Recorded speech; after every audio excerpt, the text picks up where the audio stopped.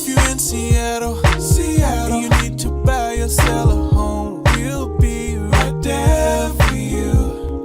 Because we're the realtors that you can trust. So go to ronanddonsitdown.com.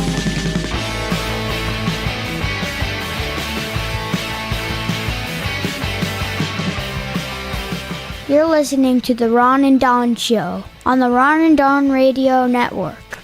Hey, you guys, what's going on? It's Don from the Ron and Don Show, and it's time for the Real Estate Only Show. You may be watching on Spotify right now, and you may be asking yourself, hey, why is Don standing up when you're supposed to be sitting down for the Ron and Don Sit Down? I'm standing up because we have these new vinyl stools, and my butt's sticking. Does your butt ever stick? Yeah, of course it does. My butt is sticking a little bit to the stool. All right. Yeah. So I got, hang on. So I got a little butt stick going on. How do you fix butt stick?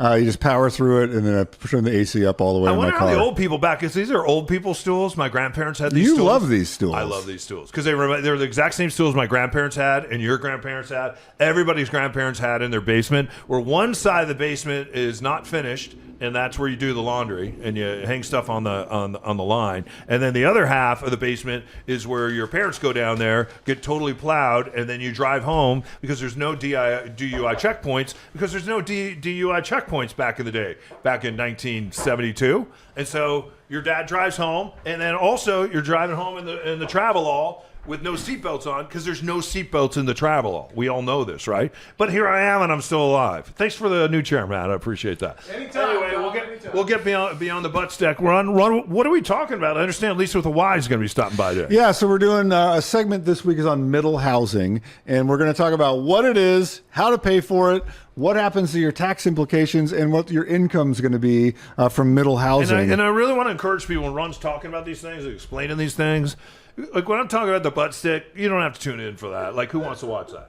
But he's done a great job, and he has really good penmanship. Some of the best penmanship I know. You should see it right now on Spotify or also on YouTube. So make sure you watch the show so you can see these great graphics and Ron's great penmanship. It's really excellent. It really is. And so middle housing, this is the latest sort of buzzword in branding around density in housing. And it's really catching on in the last, I'd say, 6 months or so. Yep. And so what they're trying to differentiate and why the rebranding has happened is people saw these assemblages that were happening, and it was distasteful to a lot of neighborhoods. So an assemblage was where, like, let's take Ballard, for instance, someone would come in, they would buy 4 or 5 different houses on the same street, assemble them together. You see it happen on market, right? You'll see 5, 6, 7 houses. They go in, they buy up all those houses, then they end up tearing those houses down, and then they assemble together an apartment building. So these homes from 1909 that had heritage, beauty,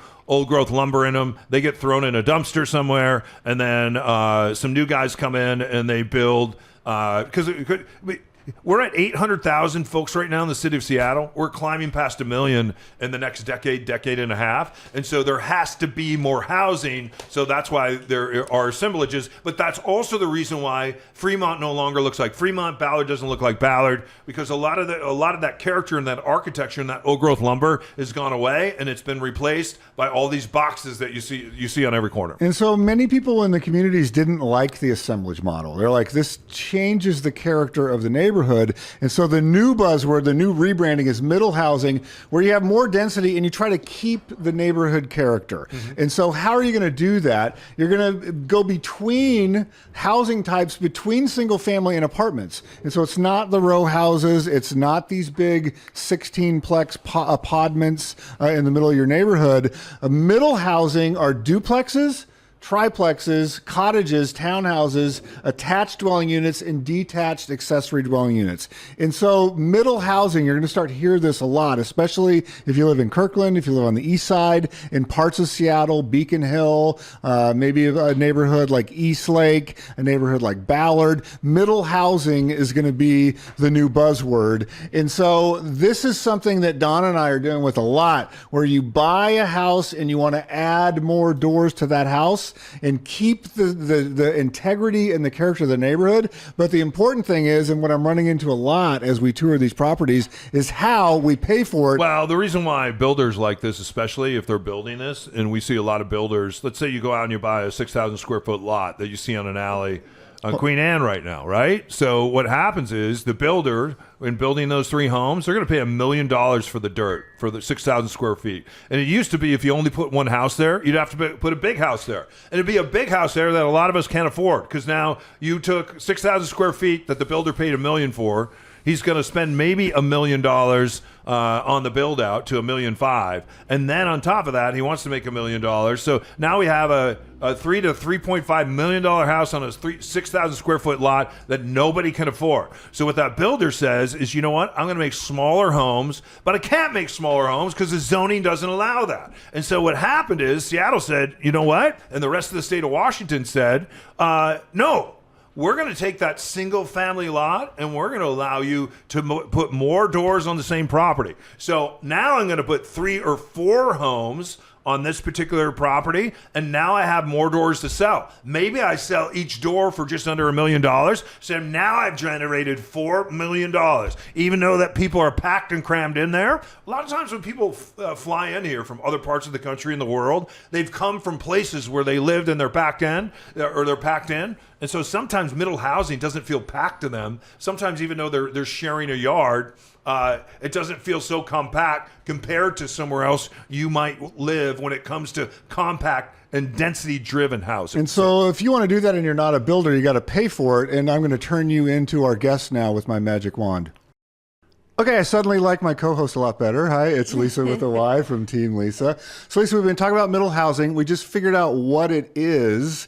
Now let's talk about how we pay for it. You and I share a client. We were out looking the other day, and he picked out something that could be a triplex. And I was like, I don't think I could even get a conventional loan because it's not habitable. So can you, in broad terms, before we go into each individual program, how do you think about someone that's going to do either major renovation or add an actual building in the back of a house?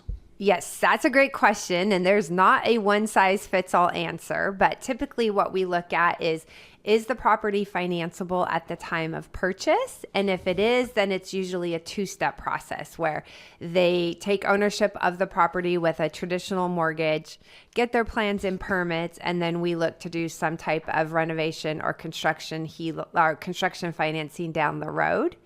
Now, if the property's not inhabitable, then we need to do that at the time of purchase in order to finance it. And so this scares a lot of people off. We're like, I'm not a builder. I don't know how to swing a hammer. But when you see, you and I did a deal together a while back, and I just got the equity statement on it, and it's forces the equity like really quickly. It does. But the building loan, people get a little scared about it when they're like, wait, the interest rate is higher and what am I doing? And people are inspecting my house. Like, it's a process, but if you do it right, it's worth it. Would that be correct? Yes, absolutely. I mean, there is definitely a shortage of good housing, especially in some of the more urban areas, and it can be a fantastic way to really build your real estate portfolio and wealth. Okay, so let's talk about a few programs. So let's say you bought the house and you wanted to do a construction project right away. So you're like, okay, this house is old. Maybe it's an estate sale.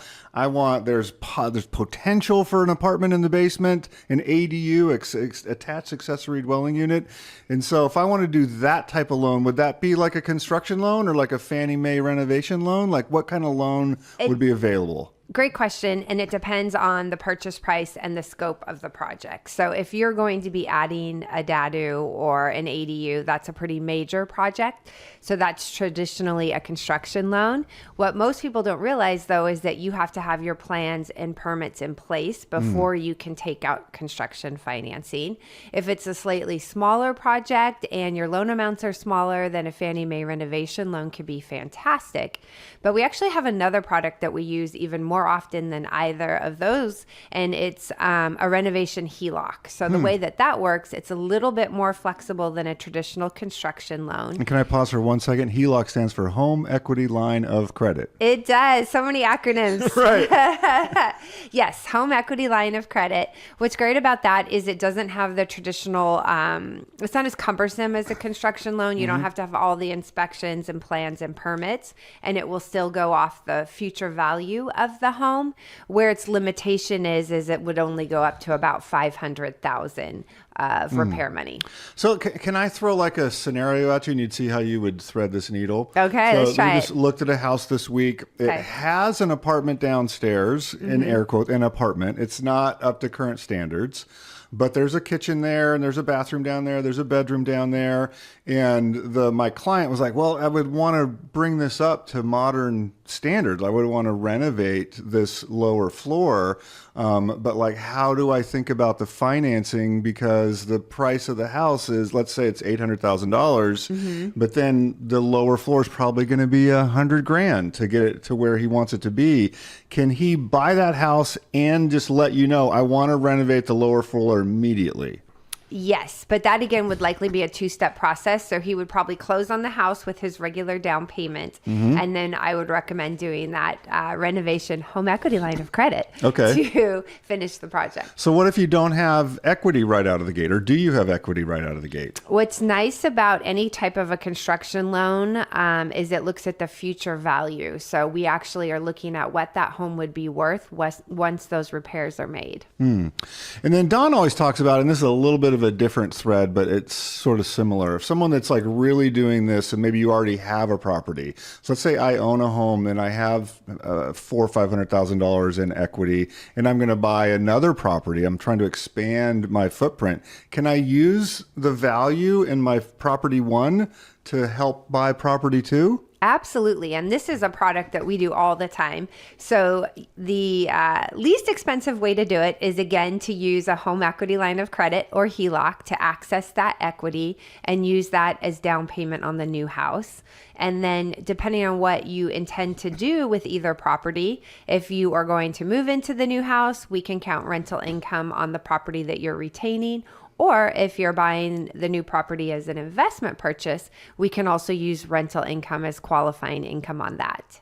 So the rental income counts as income and not as if your W-2 wages were higher? Exactly. Yeah. Okay. So it helps you qualify for more properties or more mortgage. And then, so finally, when I was doing my research, they talked about some local programs and cash out refis, meaning that, like, are there incentives for people? Do you see that a lot where it's like, hey, in the city of Kirkland or the city of Bellevue or the city of Seattle, if you're going to provide affordable housing, in air quotes, the government will say, well, here's a pile of money you could use. Does that exist? It does. That sometimes is a little bit outside of our scope, depending on, it all goes down to the purchase price and what type of program that you're looking at, but absolutely. So, and the theme of what we've been talking about the last couple of weeks is like really building some wealth for a family. And the client I referenced earlier is still in his 20s. And it's like, if he can pull this off in his 20s, early 30s, like, I think his life trajectory is going to be very different with just the amount. Like, if he can have a 3-unit place where he's living rent free, basically, like, I think that sets him up for some huge things in the future. Like, when people feel apprehensive about this, they're like, God, Ron and Don, you talk about this all the time. I have a 7,000 square foot lot on the east side or a 10,000 square foot lot. It just makes me really nervous. What do you tell those type of people just psychologically? Well, I think sometimes it helps just to simply sit down and run through the numbers, because it seems like maybe a big undertaking at first blush, but when you break it down and you look at what that looks like on a monthly basis, and then you look at what rental income you can get, you're absolutely right. Oftentimes you're living for less than you would for rent, or you're getting the other units to pay your rent. And the average first-time home buyer is now 40. So if you can get into something in your 20s. Really? The average is 40? That's remarkable. Yeah. So do you see a lot of people in their 30s and 40s like trying to do this out of the gate to say, I'd like to have a duplex, or I'd like to have a main unit and a rental unit just to help me pay for my way? Absolutely. In fact, it's such a great time to do it because oftentimes it's prior to having a family and kids and things like that. So it's easy to live in maybe one unit and rent out the other units. And then again, you get rental income as qualifying income. So we take whatever you're going to collect for the rent and put it on top of your regular traditional income, and it allows you to qualify.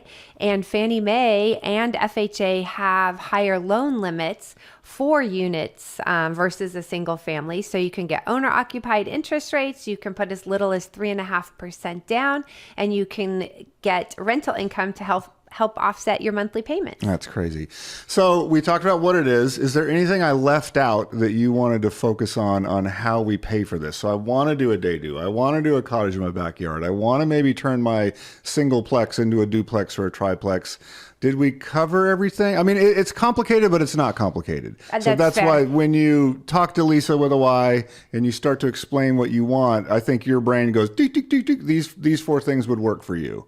Yes, there's usually more than one way to get to the end result. I think the only thing you haven't mentioned is in lieu of a home equity line of credit, we could also look to do a cash out refinance. And there's always a plus and minus with everything. If you've been in your home and you've had your mortgage prior to 2022, likely you have a low interest rate and you're going to want to keep that mortgage in place and use a home equity line to access any equity for future renovations or buying another property.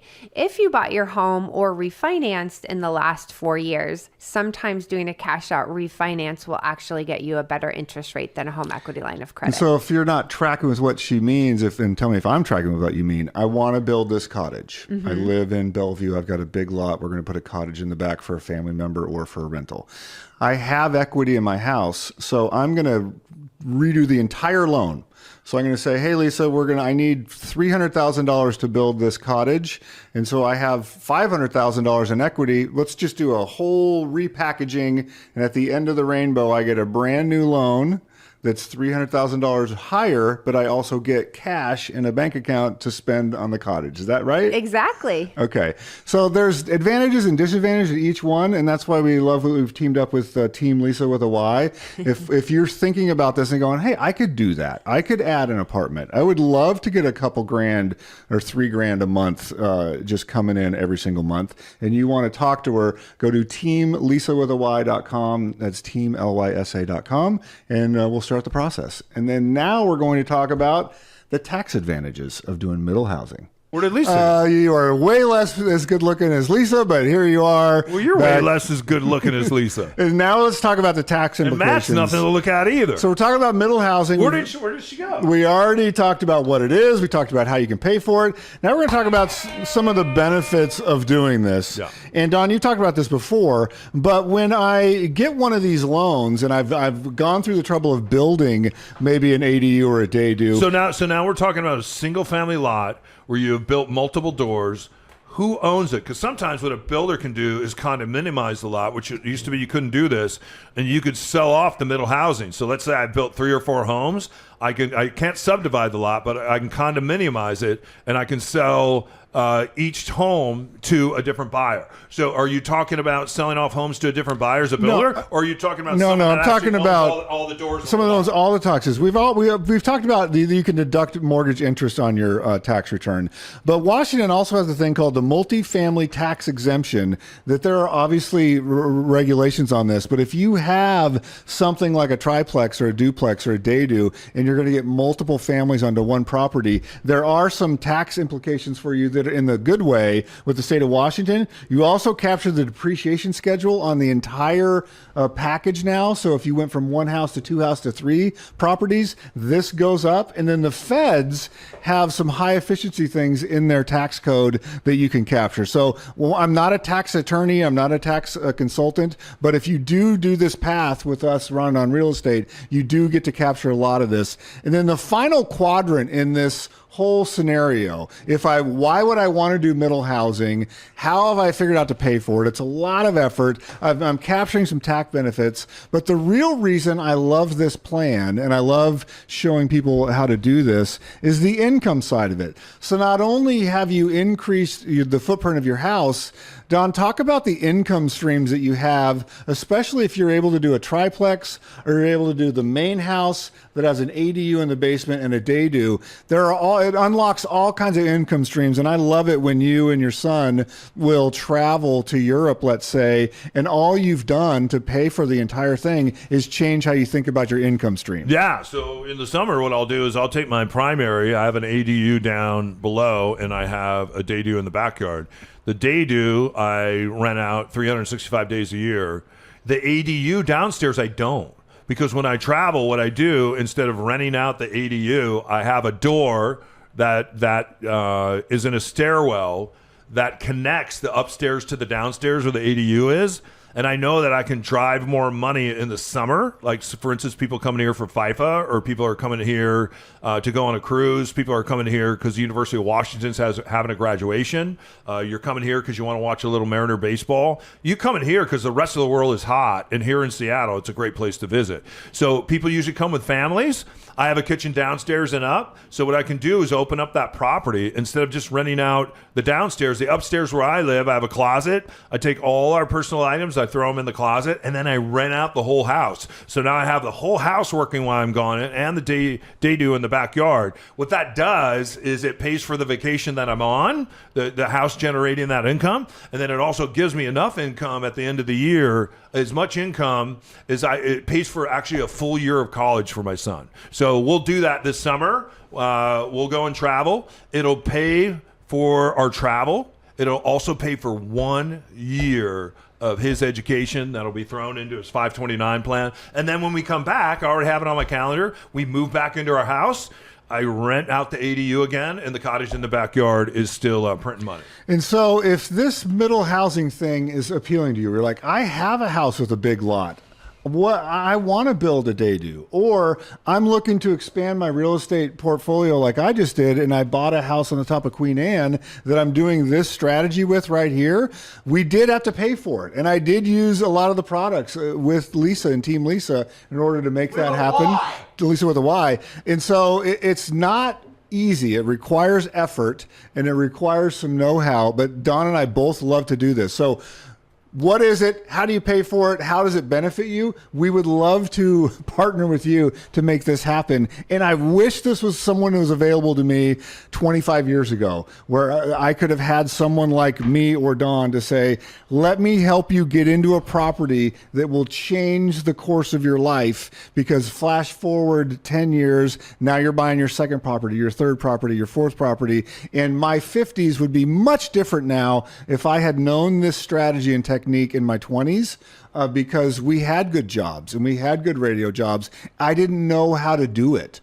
And had I known how to do it, I have a great life right now. I'm not complaining. My life would be better. It would be better if why didn't you teach me this when I was 20? Man, you have a life partner now and everything. And you just, it could have been better. Could have been better. Could have been better. Wow. We would like to make it better for you. Go to ronandonsitdown.com. We can start with a Zoom call and figure out what the best strategy is for you. More doors, more butts and beds for, let's say, a 10-year span. If you're willing to do that and manage yourself, you'll have financial freedom for the rest of your life. And fewer butts on vinyl stools, I think. Thank you. That's a good point from Matt. Thank you for seeing me. I felt seen and heard today. Yeah. Hey, you guys, thanks for listening to the Real Estate Edition of the Ron and Don Show. Don't forget, every Monday, you get the Ron and Don Show, like you used to hear in Cairo. And now, right after that, you get a real estate-only show. You know that we're in the real estate business, buying, selling, investing. We'd love to be your agents, your confidants, your friends. All you got to do is go to ronanddonsitdown.com. We are sitting down with a lot of buyers right now. Like, people have figured out, especially in the bedroom communities around Seattle, East Side and Seattle itself, holding pretty firm on price, right? Holding pretty firm. If you're within the shadow of tech, we are ranked number 3 right now in the country when it comes to AI. There's a lot of people moving here for AI. So we had a house in Kirkland the other day we sold for around $2.5 million. Who is this person? The person bought it sight unseen. They're from Google, and they're a tech person that's in AI. What's happening is a lot of the coding jobs are going away. A lot of those first year, second year, fourth year jobs are going away. And so what we're seeing out in bedroom communities is a softening of price. And so buyers are seeing that and going, you know what? The price is softening. I'm going to get in there before interest rates go down, because with the new Fed chief, they are going to go down. What happens when the interest rates go down? Competition goes up. The prices go up. The competition goes up because more people come into the marketplace. So there's people standing on the sideline right now, and no matter what you tell them, say, marry the property and date the rate. Marry the property and date the rate. Still, people want to date the property and date the rate. Don't do that. You call Lisa with a Y, teamlisa.com, and all you're going to do is tell her, hey, if I buy something right now and I'm at 6.2 or 6.5, if in the next year or two interest rates go down, will you help refinance and do that for a nominal fee or no fee at all? ask Lisa and she'll work with you on that. That's what you want to do when you talk to your mortgage person. Don't forget, Lisa now is the exclusive mortgage broker of the Ron and Don Show, and we have sent dozens and dozens and dozens of clients to her, and they all love her. You're going to love her too. TeamLisa.com. That's TeamLisa.com. Lisa has a Y, right? A Y, yeah. Yeah, TeamLisa.com. Yeah, got anything else? No, we'll see you next time. Hey, you guys, thanks for listening. Thanks to Matt. Thanks to Charlie the dog. Thanks to her son, 7-year-old. My son, it's a 7-year-old version of our station voice. He's Ron, I'm Don. If you need us, look for us on social media. I'm pretty active on Facebook, so is Ron. And also you can find us on Instagram. He's Ron Upshaw. I'm Don O'Neill. Till next time, boys and girls. What they used to say on Romper Room. I see Bobby. I see Sally. I see Jimmy. I see Jane. Now you'd have to say, I see Declan. See you next time. I see, right? And I see Declan. And I see Declan. Yeah, and I see Aiden. Because every kid's name is Aiden or Declan. Every show is going to end like this from now. RonandDonSitDown.com. Well, that's it. Show's over. We'll see you next time on the Ron and Don Radio Network.